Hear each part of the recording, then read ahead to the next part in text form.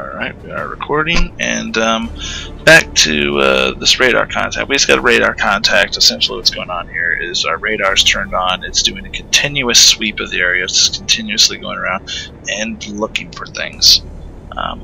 Land unit spotted, so that's interesting. So it's maybe detecting something on the land. I want to turn this off.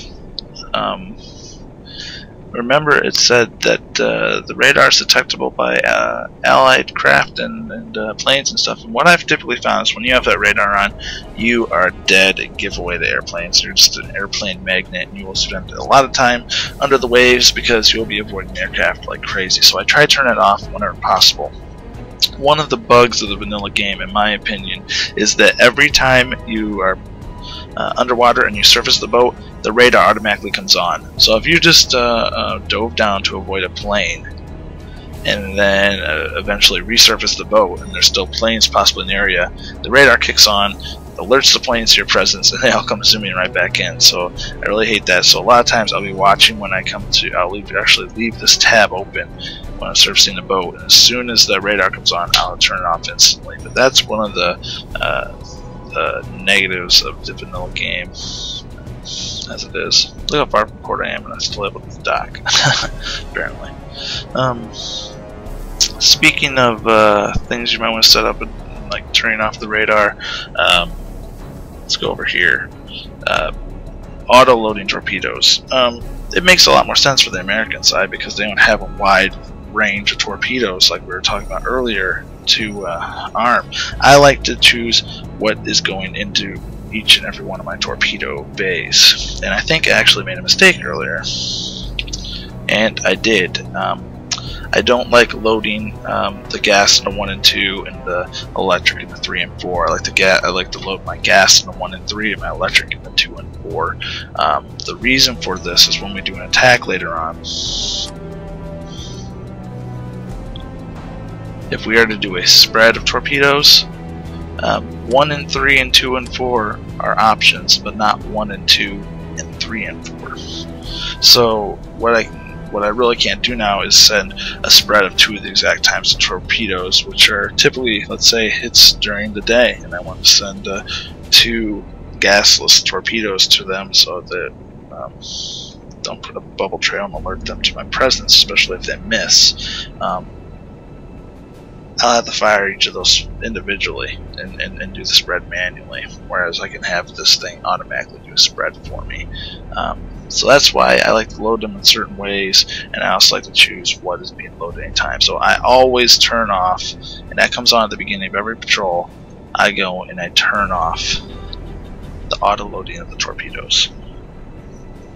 So that's another thing that happens, that I always have to adjust at the beginning of patrol. So I've turned that off. I don't have to worry about the pure putting torpedoes anyway. The benefit of having that is you can't make a mistake. Like maybe I'll forget to reload a torpedo, but I'm pretty good about it. I don't think we'll have much of an issue there. Like I said, the American side, not that big an issue. You're probably carrying like a bunch of Mark 14s. They're all the same, so there's no special setups you want to do. Just let it reload the torpedoes as needed. But in my situation where I have a variety of different types of torpedoes and I want them loaded in certain patterns that I'm used to, I want to choose how everything loads. Also, you'll see the way I typically run my ship later. Maybe I'm getting ahead of myself here, but I like to leave one of these reserve tubes open because in this game you can unload torpedoes, and you've probably never seen that in the American campaign because all the torpedoes, like I said, are basically the same.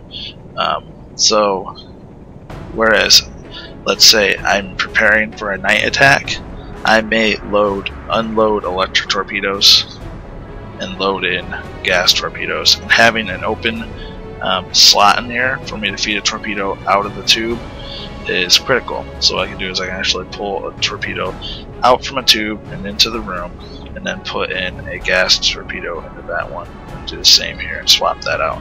So it allows me to change my setup for an upcoming attack if I know exactly what I want to do, or if I'm planning some kind of daylight attack, maybe I want all electrics in there, not gas. So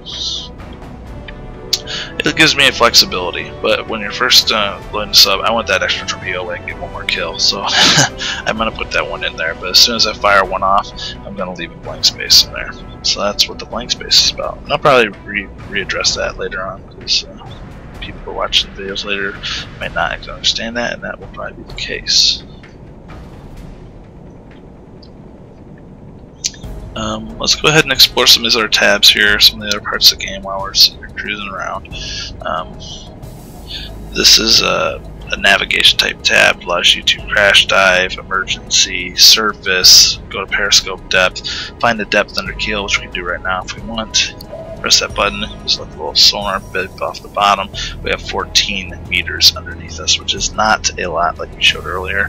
We're in very shallow waters. These are some evasive maneuvers that I don't usually do because I like to do my own evasive maneuvers, but they're there. Kind of like this emergency maneuver causes the submarine to dive and then turn 90 degrees to port. So I guess it's a shortcut to do that. Usually I would just crank it to the left and dive myself. This is battery recharge. Once you start using some of your batteries, which is the quote-unquote fuel you're using underwater, when you're on the surface you're going to be recharging the batteries. You don't necessarily have to. That's what this option's for. And then silent running on and off. Very critical when you're trying to avoid the enemy. This will stop you from reloading torpedoes and repairing damage to the ship so that you can be as quiet as possible to avoid detection. Navigation thing, you can double click these tabs to go to the screens. This is the navigation screen we saw before. This is just a attack map. I wish there was a button on the keyboard to go to attack map, because you go to this map a lot to manipulate these dials here for your torpedoes, and I really wish that there was a button you could quickly go over there and set those, or even a way from the periscope to manipulate a lot of these things, and so on and so forth. But without mods, I don't think there is. Probably with mods, you can probably find a way to do it. This is the torpedo view, which is all for. T is the shortcut for that. So there's a nice shortcut for that, but why would you need to get to that quickly? It seems like you need to go this quickly, not necessarily this. This is to lay out your waypoints of your course, to plot your course, it says. This is return to course. It'd be very, if you've gone off the path chasing the ship, you press that button to go back to your original course that you planned out. Time to end the course. Search pattern. I make a search pattern. I usually set my own search pattern, so not a big deal. Time to end. This tells us how long we have to the end of our course. It's 83.8 hours at our current speed. A good thing in Silent Hunter 3 that they had is I had like maximum distance at current speed, which I really liked. Like I said, not as big a deal with this Type 9 sub, because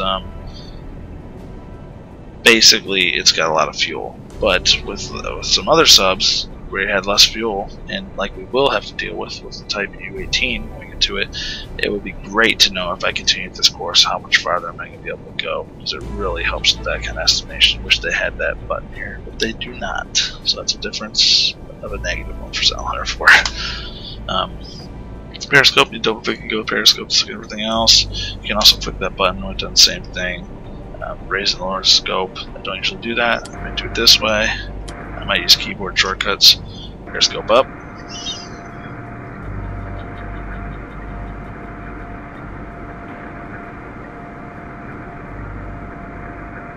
So it takes a little while to put it up. Periscope down. That's that. Observation scope. Put that up. And if we go to the attack scope, actually see the observation scope up.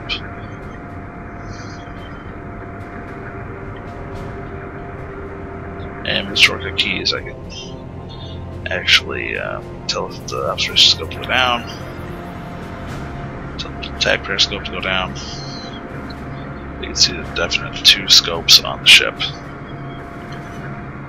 Periscope depth, as again repeated on the screen. We have our ship recognition manual, which we will get into heavily. Another screen for the attack map, another screen for torpedoes, chronometer, bring up to stopwatch, and take photos for special missions. Binoculars. Go to bridge. Go to you. Time's up.